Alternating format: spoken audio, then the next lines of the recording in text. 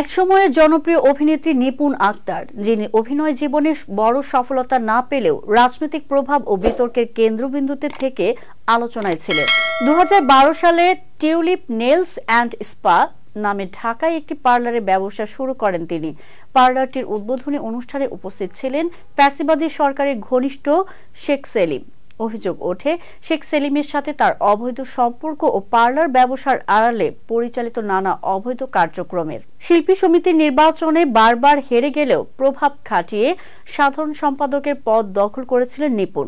2024 সালের নির্বাচনেও হেরে গিয়ে পুরো কমিটির কার্যক্রম স্থগিত চেয়ে হাইকোর্টে রিট করেন, কিন্তু এই প্রচেষ্টাতেও ব্যর্থ হন। সম্প্রতি বৈষম্য বিরোধী ছাত্র আন্দোলনের সময় শিল্পী সমিতির প্যাড ব্যবহার করে বিতর্কিত বিবৃতি দেওয়ার কারণে আবারও সমালোচনার মুখে পড়েন তিনি। 5 আগস্ট হাসিনা সরকারের পতনের পর থেকে নিপুণ আক্তার আত্মগোপনে চলে যান। তার পরিচালিত পার্লারের কর্মচারীরা গত কয়েক মাস ধরে বেতনও পাচ্ছেন না। বিতর্কের মাঝে শুক্রবার সিলেট ওসমানী আন্তর্জাতিক বিমানবন্দরে যুক্তরাজ্যে পালানোর সময় ধরা পড়েন তিনি।